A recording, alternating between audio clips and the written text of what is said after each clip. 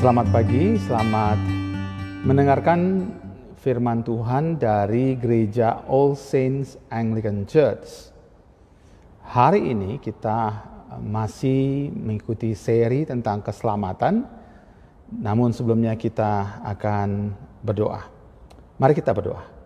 Tuhan, pada saat ini kami berdoa, mengucap syukur karena kami boleh sekali lagi menikmati firman-Mu untuk menjadi landasan hidup kami, terutama ya Tuhan, mengingat akan keselamatan yang Kau berikan bagi kami.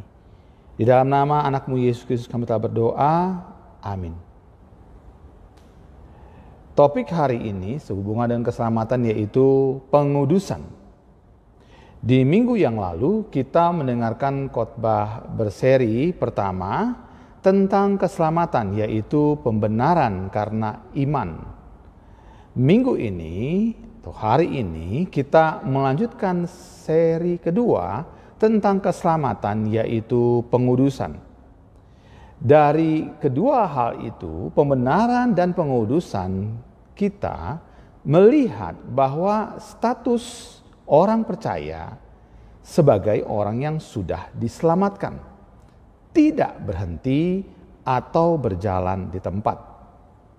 Proses setiap hari seseorang yang sudah diselamatkan mengejar pertumbuhan untuk menjadi serupa dengan gambar Kristus.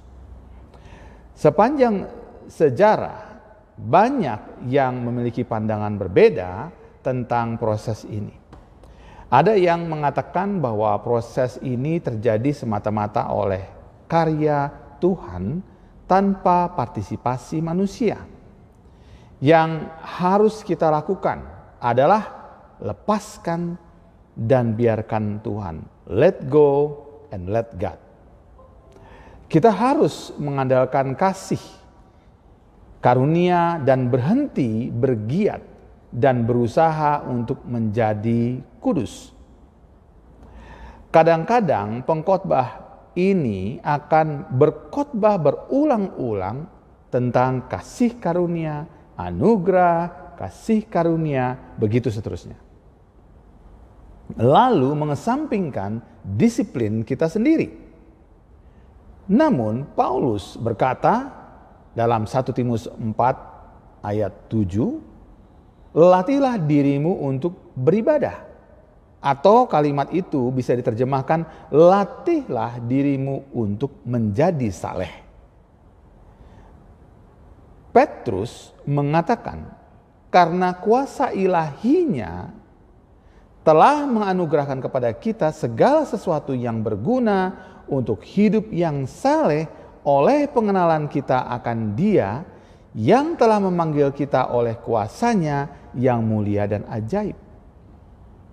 Dari teks itu kita perlu mempercayainya bahwa Allah menggunakan kuasa ilahinya untuk menganugerahkan kepada kita segala sesuatu yang berguna untuk hidup yang saleh. Kesalehan artinya seperti Allah atau menjadi seperti Allah. Hidup dan berpikir seperti Allah serta memiliki perasaan seperti Allah. Kita tahu apa yang Allah lakukan, pikirkan, dan rasakan. Karena pengetahuan kita akan Dia yang memanggil kita itu. Kita tahu kemuliaan Allah, besarnya, keilahiannya. Kita tahu kebaikannya, kasihnya, dan anugerahnya. Di sisi yang berlawanan, pengkhotbah yang lain mengkhotbahkan lakukan. Yang penting melakukan, karena itu buktinya. Disiplinkan dirimu dengan mengesampingkan kebergantungan pada Tuhan sama sekali. Jenis pelayanan ini sering menjadi legalistik, bergantung sepenuhnya pada pekerjaan daging.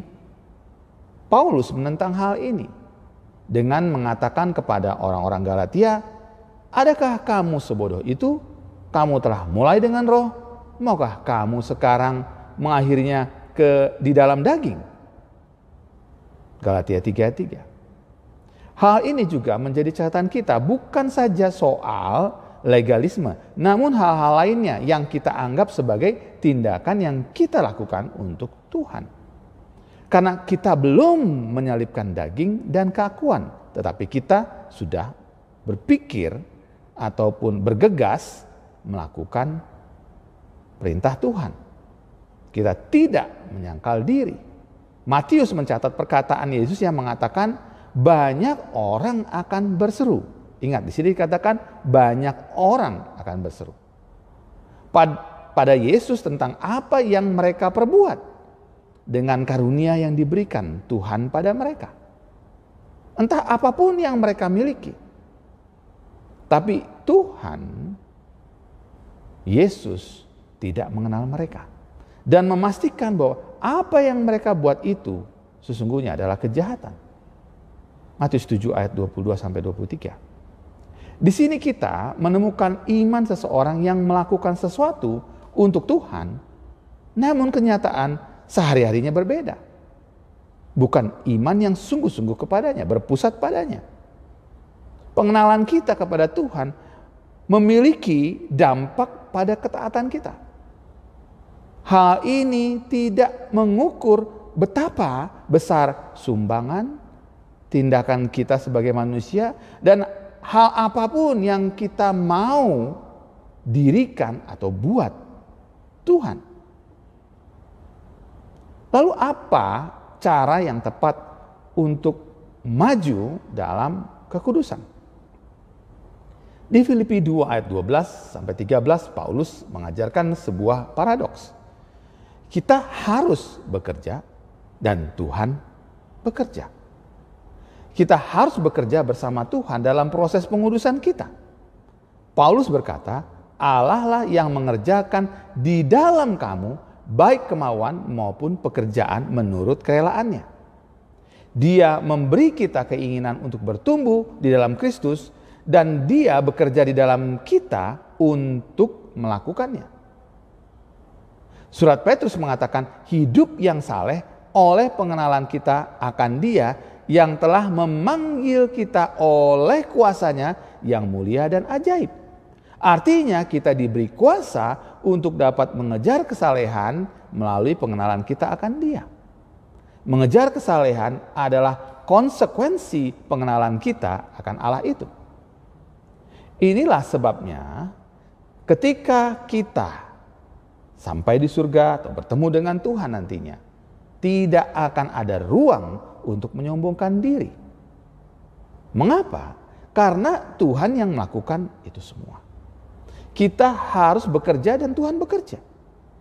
Paulus mengatakan tentang kenyataan ini dalam hidupnya sendiri. Demikian.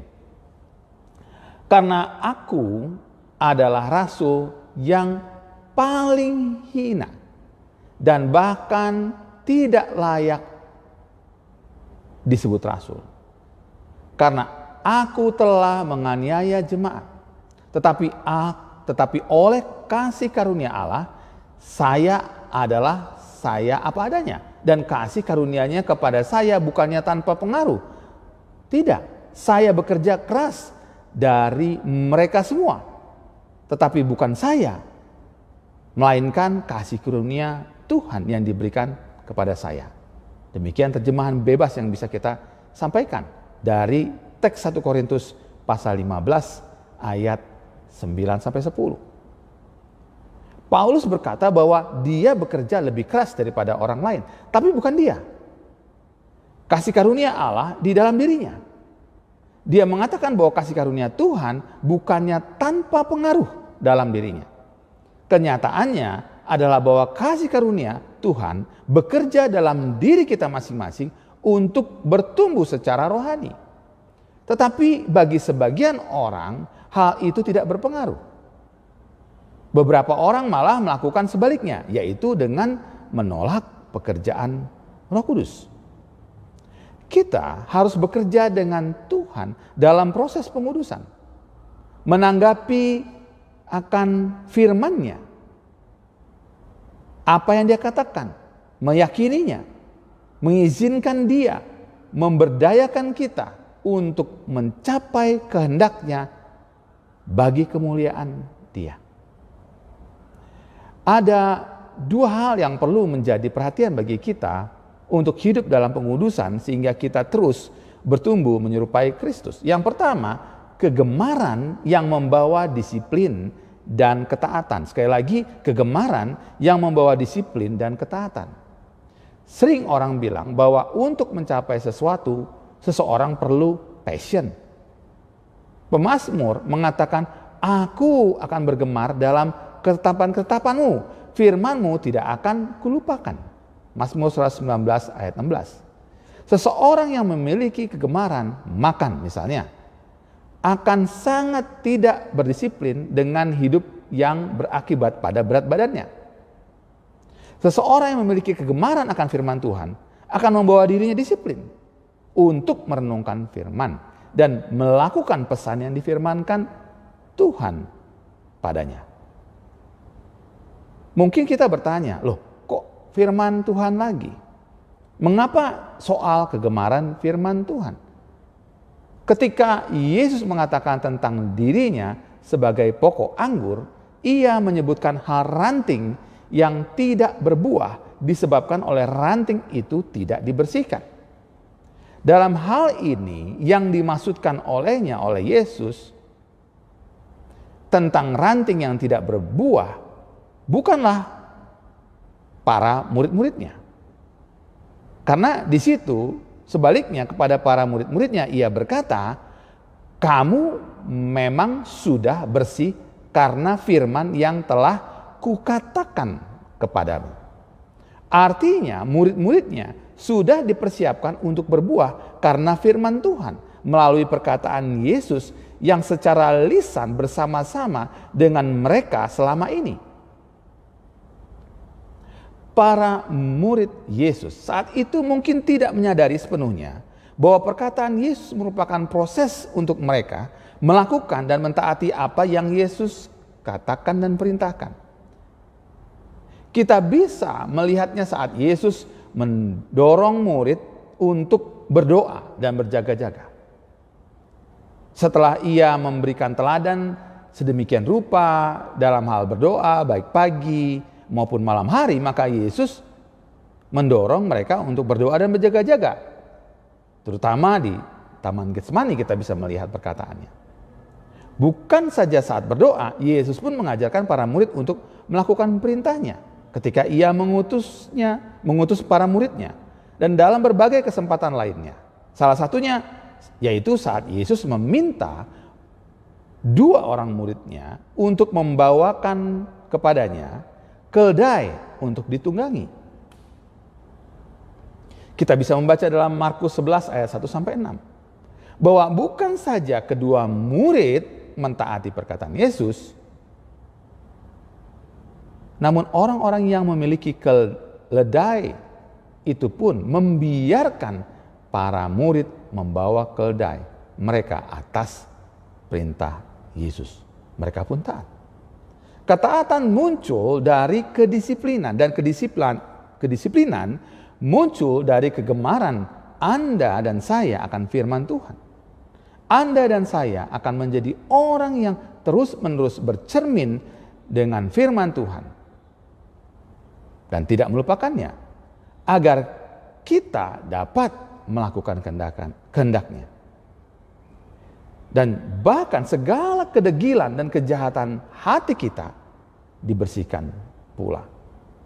Karena seperti cermin tadi, kita akan melihat segala sesuatu yang perlu diubahkan dalam hidup kita.